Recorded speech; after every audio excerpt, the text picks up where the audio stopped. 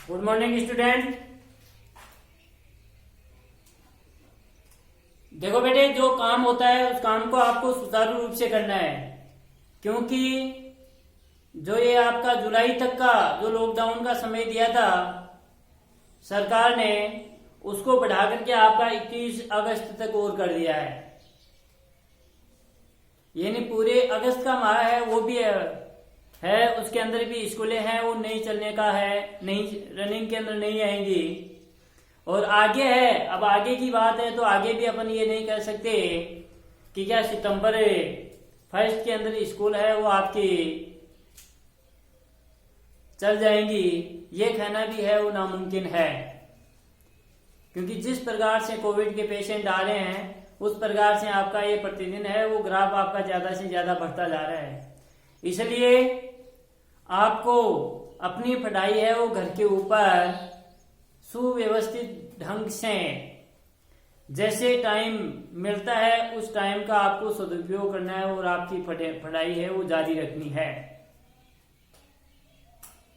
ये अभी संभव नहीं है कि स्कूल है वो सितंबर के अंदर खुल जाएंगी, अक्टूबर के अंदर खुल जाएंगी, अब पता नहीं कब खुलेंगी, या ये पूरा सत्र है वो भी अपना ऐसा जाएगा जिसका अपन पहले कुछ भी नहीं कह सकते।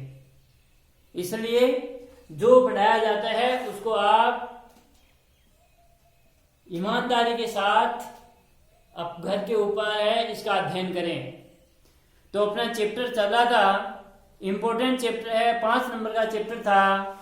क्या नाम था चैप्टर का? प्रकाश, लाइट। प्रकाश का प्रावर्तन अपन ने पढ़ लिया था। इसके अंदर प्रकाश के प्रावर्तन के प्रकार अपन ने पढ़ लिए थे, प्रकाश के प्रावर्तन के नियम अपन ने पढ़ लिए थे, प्रकाश से प्रावर्तन से संबंधित गोले दर्पण से संबंधित कुछ एक अपनी इंपॉर्टेंट परिभाषाएं थी, वो परिभाषाएं अपन ने पढ़ ली थी। इसके बाद में आता है गोले धरातल के प्रावर्तन के नियम, इंपॉर्टेंट है। ये नियम अपन पढ़ेंगे और उन नियमों के आधार के ऊपर ही जो नियम पढ़ेंगे उन नियमों के आधार पर ही अपने वस्तु का प्रतिबिंब बनाएंगे, यानी बिंब का अपन प्रतिबिंब बनाएंगे इस चैप्टर के अंदर कि जब वस्तु कहां पर स्थित हो तो इसका प्रतिबिंब कहां बनेगा, प्रतिबिंब कहां स्थित हो तो इसका प्रतिबिंब कहां बनेगा। लेकिन जब गोले धरातल से संबंधित आपकी परिभाषाएं आपको चित्र से क्लियर होंगी, जब ये गोले धरातल के नियम आपको चित्र से समझ में आएंगे, तभी है अपन वस्तु का प्रतिबिंब है वो आराम से अच्छी तरह से बना पाएंगे, वरना ये संभव नहीं है। क्योंकि जब आपकी परिभाषा गई आपको पता नहीं है कि मुख्य फोकसी क्या है, वक्रता केंद्र क्या है, दूरवे क्या है, फोक्स दूरी क्या है, इनका ही अपन को यदि पता नहीं है कि ये क्या चीज है तो अपन कैसे बना पाएंगे, नहीं संभव होगा।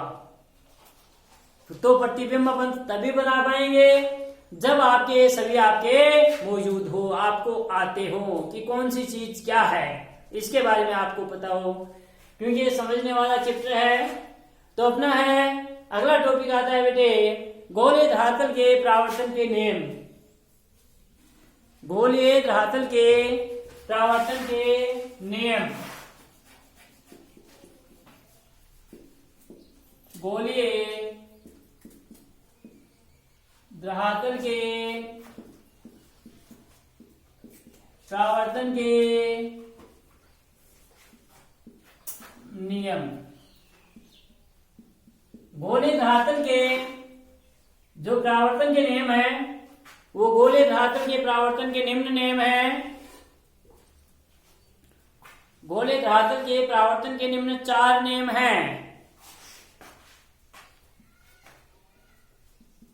गोलीय धरातल के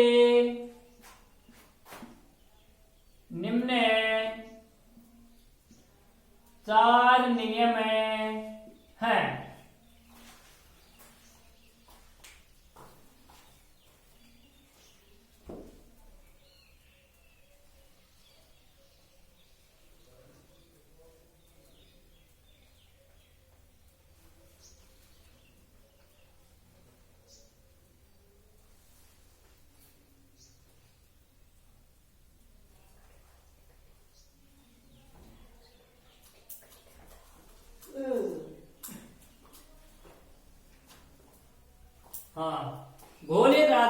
परावर्तन के निम्न 4 नियम है बेटे। पहला है प्रथम नियम।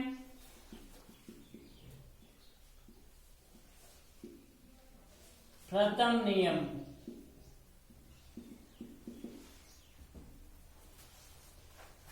नियम क्या है प्रथम नियम? इसमें देखो दोनों अपन अलग अलग पढ़ेंगे। पहला नियम होता है अवतल दर्पण में पहला नियम होगा, ये तो अपना कौन सा दर्पण है बेटे? एक बार समझ लो आप। और ये कौन सा है? ये इसका मध्य बिंदु क्या कहलाता है? वक्रता केंद्री सी। और ये क्या कहलाता है बेटे? ध्रुव पी। इसका ये ध्रुव पी और ये वक्रता केंद्र सी। ध्रुव पी। अब देखो आ रही है ना परिभाषाएं काम में। जब तक परिभाषाएं काम में नहीं आएंगी तब तक कुछ नहीं होगा। ये वक्रता केंद्र सी और ध्रुव पी को मिलाने वाली काल्पनिक रेखा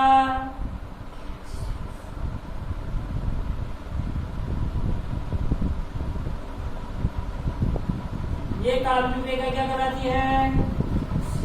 मुख्य अक्ष। और ये इसकी भी एक काल्पनिक रेखा मुख्य अक्ष। समझ में आ गई बात? दोनों में ध्यान देखना। पहला नियम है ये यहां पर तो क्या आया था अपना वक्रता केंद्र। ये यहां पर क्या आया था बेटे? मुख्य फोकस। भाई मुख्य अक्ष के समांतर जो प्रकाश की किरण आपतित होती है परावर्तन के बाद परावर्तित किरण मुख्य अक्ष के जिस बिंदु को काटती है, इसके अंदर ये यहाँ पर क्या आया था?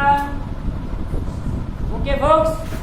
इसको अपन एफ कहेंगे तो इसको बेटे अपन क्या कह सकते हैं? 2f भी कह सकते हैं ना, क्योंकि वक्रता त्रिज्या फोकस दूरी की क्या होती है? 2 गुनी होती है। तो मैं इसको f कहा तो इसको मैं 2f भी कह सकता हूँ। सी कह दो या 2f कह दो। इसको भी अपन f पे सी कह दो या 2f कह दो, कुछ भी अपन कह सकते हैं। तो जब प्रकाश की किरण है, पहला नियम अभी इतने आपको करना है पहले। अब देखो पहला नियम है कि जो कोई भी यदि प्रकाश की किरण है, यदि कोई प्रकाश किरण ये मुख्य अक्ष है, मुख्य अक्ष के समांतर यदि जब कोई प्रकाश की किरण दर्पण पर आपतित होती है, ये मुख्य अक्ष है, मुख्य अक्ष के समांतर यदि कोई प्रकाश की किरण दर्पण पर आपतित होती है तो यहाँ पर इसका क्या होगा? और परावर्तन के बाद परावर्तित किरण किससे होकर गुजर जाएगी? ये मुख्य फोकस है ना, इस मुख्य फोकस से होकर के सीधी गुजर जाती है। ये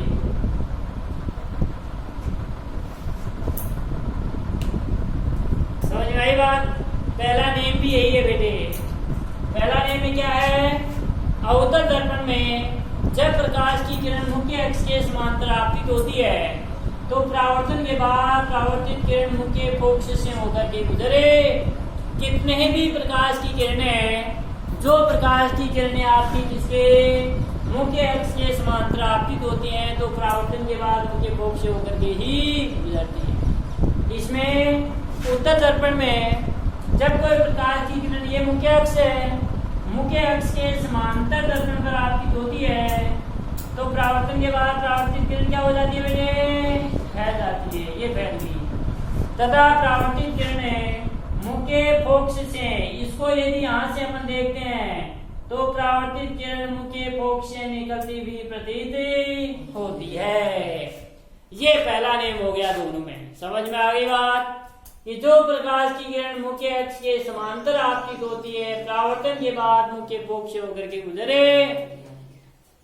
उत्तर दर्पण में भी जो प्रकाश किरण मुख्य अक्ष के समांतर आपतित होती है परावर्तन के बाद परावर्तित किरण फैल जाती है तथा ये परावर्तित किरण है, ये परावर्तित किरण मुख्य फोकस से निकलती हुई प्रतीत होती है।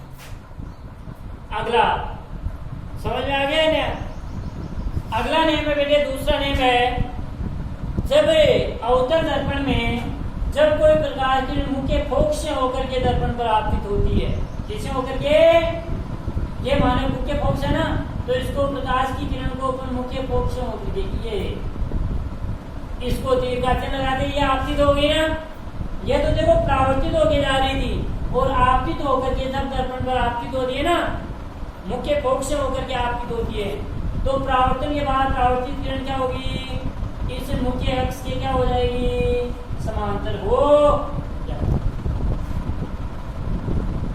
पहले वाले का ठीक क्या है, उल्टा। भाई इसमें तो देखो परावर्तित किरण जा रही है एफ से होकर के, इसमें आपतित एफ से होकर जाती है और परावर्तित मुख्य अक्ष के समांतर होती है। समझ में आ गई ना। इसके अंदर ठीक है, इसमें भी इसका पहले का ठीक उल्टा दूसरा है कि जब प्रकाश की किरण, कोई प्रकाश की किरण है उत्तर दर्पण में इस प्रकार आपतित होती है, इस प्रकार आपतित होती है कि परावर्तन के बाद परावर्तित किरण मुख्य अक्ष के क्या हो जाती है, समांतर हो। परावर्तन के बाद परावर्तित किरण मुख्य अक्ष के समांतर हो जाती है तथा यह आपतित किरण है। तो इस आपतित किरण को यहाँ से अपन देखते हैं, तो आपतित किरण ये मुख्य फोक्स से, मुख्य फोक्स पर आती हुई, क्योंकि ऐसे तीर का चिन्ह ऐसे लगाया तो मुख्य फोक्स पर आती हुई प्रतीत होती है। समझ में आ गया। पहले का ठीक उल्टा दूसरा। तीसरा नियम है दोनों में कि जब कोई प्रकाश की किरण है, ये क्या है बेटे, वक्रता केंद्र से होके दर्पण पर आपतित होती है। जब कोई प्रकाश की किरण है वक्रता केंद्र से होके दर्पण पर आपतित होती है, ये वक्रता केंद्र है, वक्रता केंद्र से होके दर्पण पर आपतित हुई है ना। यहाँ पर इसका परावर्तन हुआ, तो परावर्तन के बाद पुनः यह जिस दिशा में आई थी उसी दिशा में क्या हो जाती है, परावर्तित हो जाती है। समझ में आ गई ना। यानी इधर से जो गई और यहाँ पर इसका परावर्तन हुआ, परावर्तन के बाद पुनः आपकी इसी दिशा के अंदर लौट आती है। तीसरा है, इसके अंदर भी जब प्रकाश की नींव वक्रता के अंदर लगभग बराबर से होगा, यहाँ से होके इसके ऊपर जाती है, तो परावर्तन के बाद यहाँ इसका परावर्तन हुआ, परावर्तन के बाद पुनः उसी दिशा में परावर्तित हो जाती है। उसी बात है, यानी इसके अंदर आपतन और परावर्तन कोण का मान क्या होता है, शून्य होता है। आपतन परावर्तन कोण का मान क्या हुआ, शून्य होता है। चौथा नियम है बेटे, जब कोई प्रकाश की किरण है, ये क्या है, ध्रुव है। जब कोई प्रकाश की किरण ध्रुव पर जितने कोण से आपतित होती है, किसके ऊपर, ध्रुव पर यदि कोई प्रकाश की किरण आपतित होती है, ये ध्रुव है, ध्रुव पर यदि कोई प्रकाश की किरण आपतित होती है, तो परावर्तन के बाद परावर्तित किरण क्या हो जाती है, ठीक जितने कोण से आपतित किरण है उतने ही कोण से क्या हो जाती है, परावर्तित हो। देखो बेटे, यहाँ पर यदि मानो ये 30 डिग्री का कोण बना, तो यहाँ पर भी कितने का बनेगा, 30 डिग्री का बनेगा। यानी दोनों के आपतन कोण और परावर्तन कोण दोनों के मान क्या रहते हैं, बराबर होते हैं। इसके अंदर भी जितने कोण से यदि कोई प्रकाश की किरण ध्रुव पर आपतित होती है, ठीक उतने ही कोण से क्या हो जाती है बेटे, परावर्तित हो। मानो ये यहाँ पर डेल्टा कोण बना, तो ये भी क्या बनेगा, डेल्टा कोण ही बनेगा। यानी आपतन कोण और परावर्तन कोण दोनों के मान क्या होते हैं बेटे, समान होते हैं। ये हो गए अपने चारों नियम। समझ में आ गया। पहला नियम है बेटे, यदि कोई प्रकाश किरण मुख्य अक्ष के समांतर आपतित होती है, तो परावर्तन के बाद परावर्तित किरण क्या हो जाती है, मुख्य फोक्स से होकर के हो जाती है। दूसरा नियम है, यदि कोई प्रकाश किरण मुख्य फोक्स से होकर के दर्पण पर आपतित होती है, परावर्तन के बाद परावर्तित किरण मुख्य अक्ष के समांतर हो जाती है। तीसरा नियम है, जब कोई प्रकाश किरण वक्रता केंद्र से होकर दर्पण पर आपतित होती है, तो परावर्तन के बाद ठीक उसी दिशा में परावर्तित हो जाती है। चौथा नियम है, यदि कोई प्रकाश की किरण ध्रुव पर जितने कोण से आपतित होती है, तो परावर्तन के बाद ठीक है उतने ही कोण से क्या हो जाती है, परावर्तित भी हो जाती है। बस ये हो गई। समझ में आ गई बात। यानी दोनों के मान क्या होते हैं बेटे, बराबर बराबर होते हैं। आपतन कोण और परावर्तन कोण दोनों के मान स्थिर रहते हैं। दोनों के मान क्या रहते हैं, बराबर है। अब लिख लो पहला है, समझ में आने वाली बात है। यदि परिभाषाएं याद है, दर्पण का पता है। अब यदि आपको दर्पण का ही नहीं पता है कि उत्तल दर्पण क्या है और अवतल दर्पण क्या है, तो आप नहीं कर पाएंगे। आपको ये पता तो होना चाहिए कि अवतल दर्पण अपन विषय कहते हैं और उत्तल दर्पण अपने विषय कहते हैं। पहला नियम है, इसके अंदर फर्स्ट डाल के लिखो,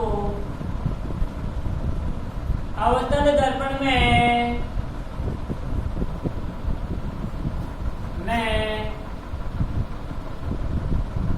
जब कोई प्रकाश की किरण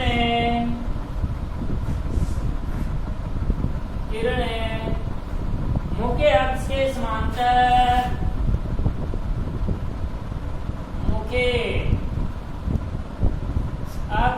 समांतर आपतित होती है,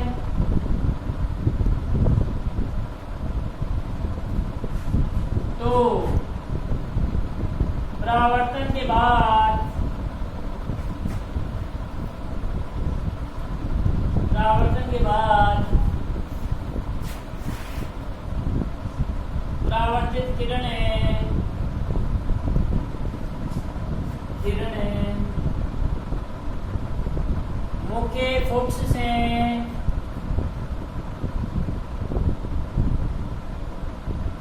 मुख्य फोकस से होकर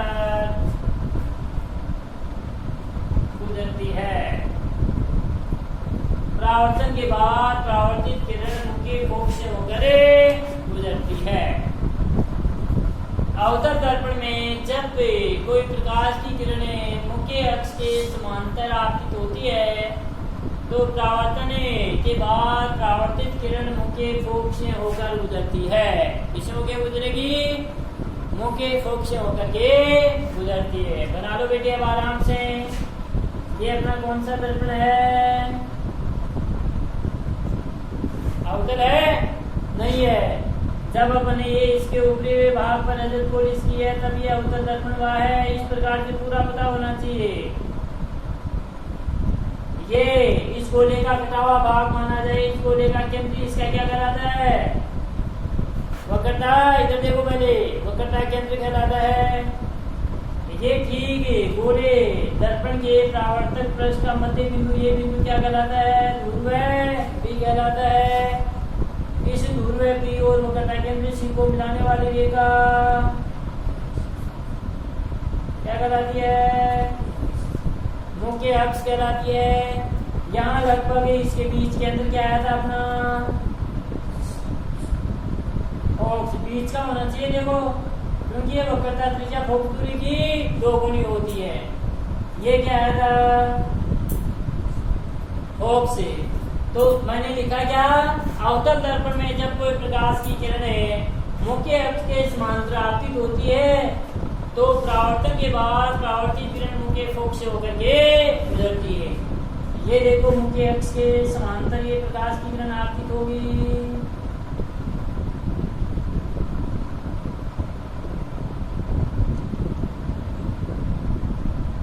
वही ना, यहाँ पर इसका क्या होगा, परावर्तन होगा।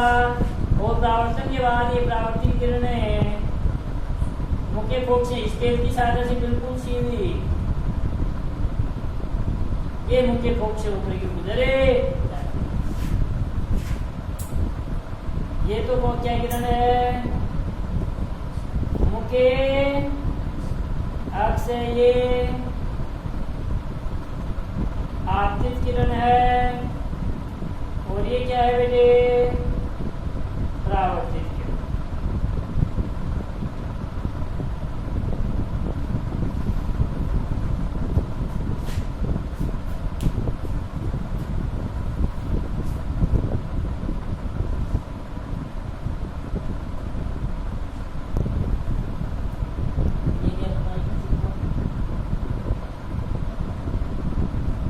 ये बीच में खींच पे जा, अब दो लाइन ऊपर की दो लाइन है,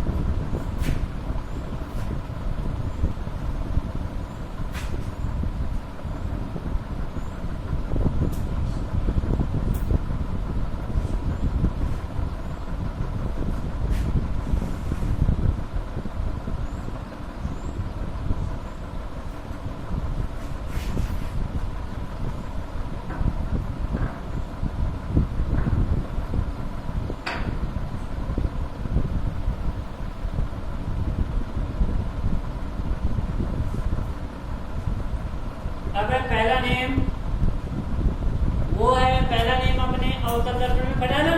अब उत्तर दर्पण में तो भी तो है पहला ने, सब सेकंड डाल के लिखो। उत्तर दर्पण में,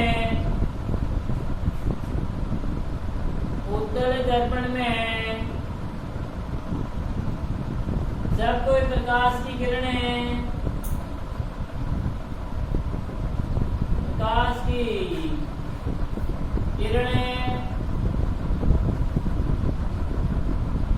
मुख्य अक्ष के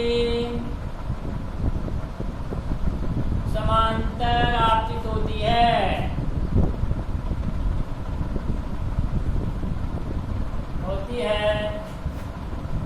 तो परावर्तन के बाद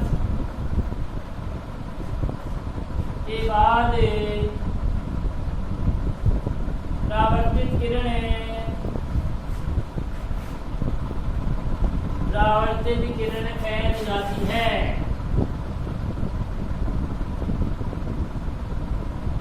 फैल जाती है।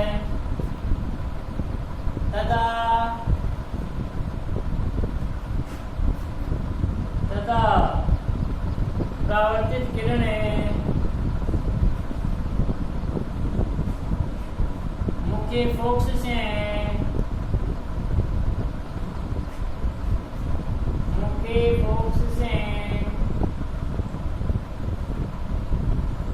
निकलती हुई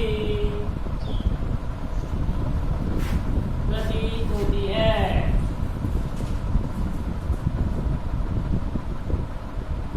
फोकस से निकलती हुई प्रतीति होती है।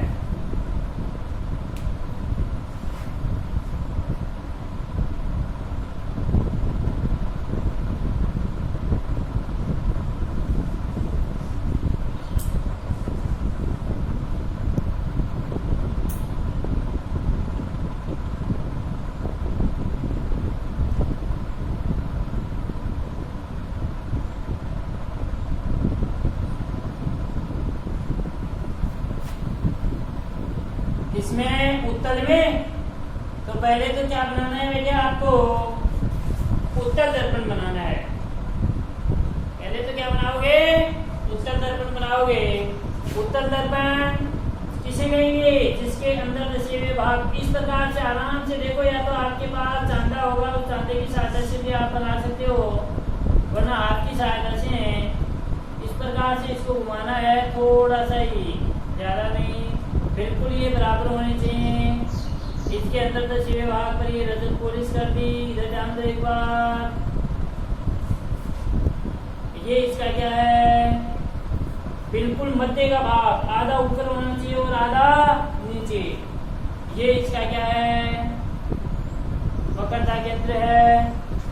इस वक्रता केंद्र और ध्रुवे को मिलाने वाली एक आकुंडे का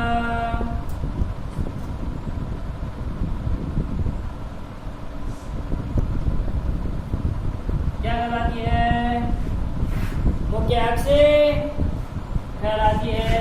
ये लगभग इसके बीच का भाग आधा ही वक्रता केंद्र, क्योंकि ये दुगना होता है ना, ये क्या है, मुख्य फोकस यहाँ पर इधर आया था, और ये वक्रता केंद्र सी। इस वक्रता केंद्र सी को अपन क्या कह सकते हैं, 2f भी कह सकते हैं, क्योंकि ये f का क्या है, 2 गुना है।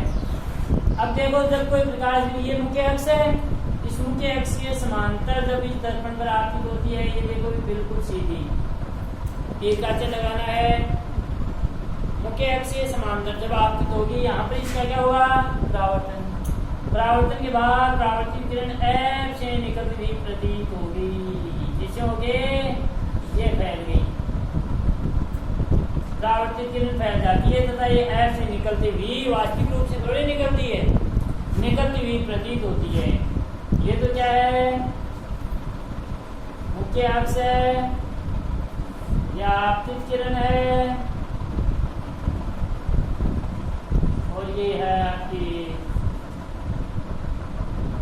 परावर्तित किरण।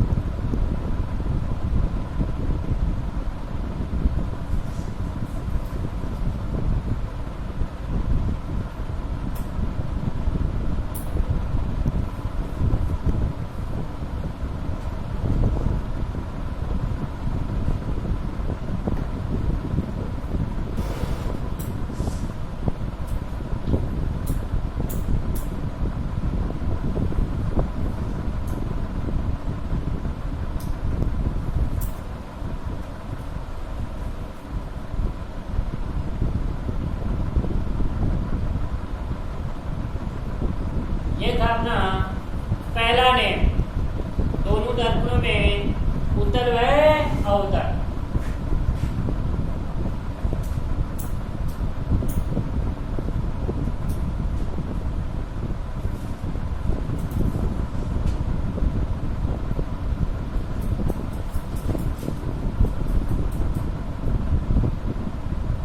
अब आपका सेकंड नेम, द्वितीय नेम।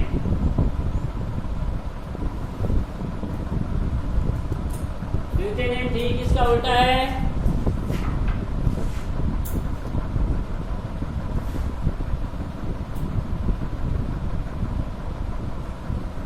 द्वितीय नियम, द्वितीय नेम में फर्स्ट है, क्या है? अवतल दर्पण में, दर्पण में जब कोई प्रकाश की किरणें प्रकाश की किरणें मुख्य फोकस से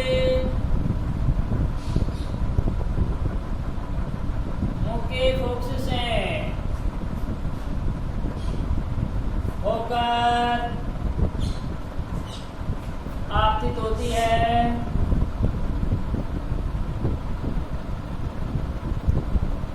आपतित होती है, तो परावर्तन के बाद,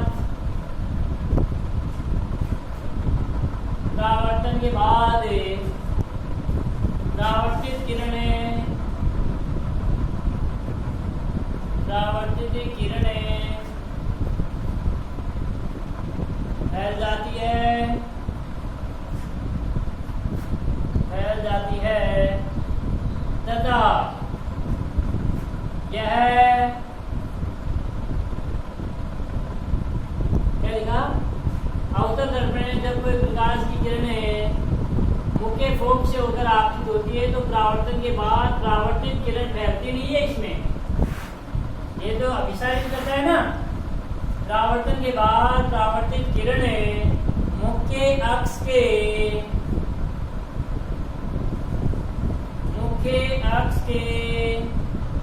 समांतर हो जाती है,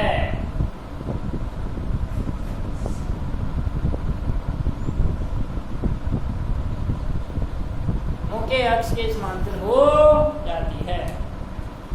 अवतल दर्पण में जब कोई प्रकाश की किरणें मुख्य फोकस से होकर आपतित होती है तो परावर्तन के बाद परावर्तित किरण मुख्य अक्ष के समांतर हो जाती है, मुख्य अक्ष के समांतर हो जाती है। ये आपका द्वितीय नेम है, किसमें? अवतल में।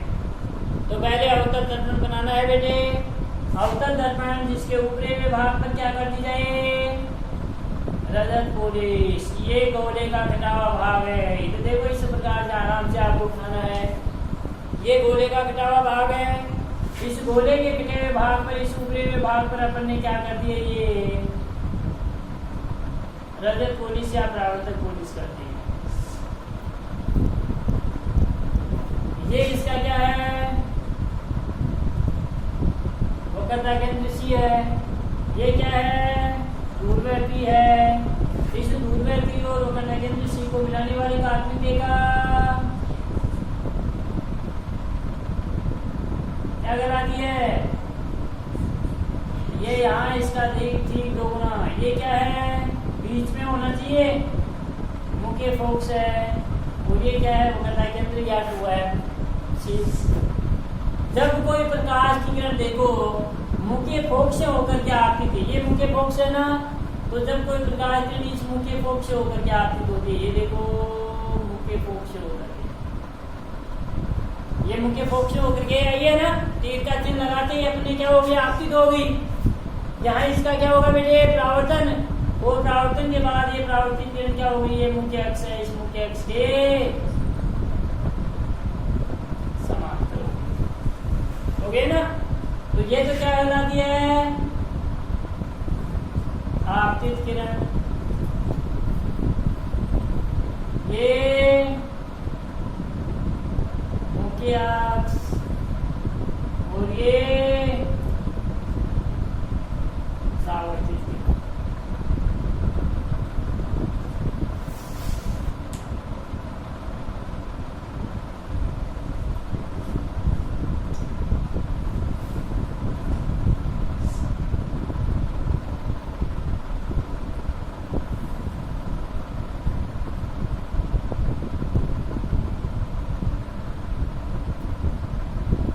तीर का चिन्ह लगाना है, लेकिन यदि आपने तीर का चिन्ह नहीं लगाया ना, क्योंकि तीर का चिन्ह इंगित करता है यदि यही तीर का चिन्ह अपने उल्टा कर दिया, ऐसे कर दिया, तो ये परावर्तित ये क्या हो जाएगी, ये आपतित हो जाएगी, और ये जो आपतित ये क्या हो जाएगी, परावर्तित हो जाएगी। इसलिए तीर का चिन्ह का विशेष रूप से आपको ध्यान रखना है।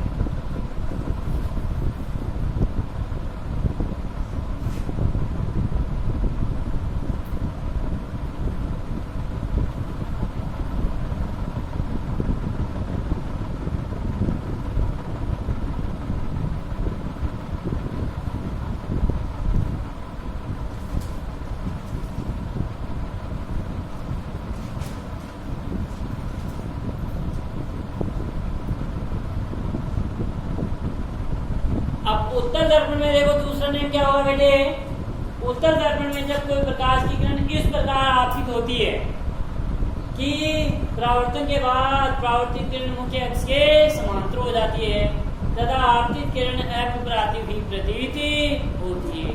ठीक इसका क्या है, विपरीत है। पहले नेम का क्या है, विपरीत है। यह आपका दूसरे नेम किसमें है, उत्तर में। इसको कल पढ़ेंगे।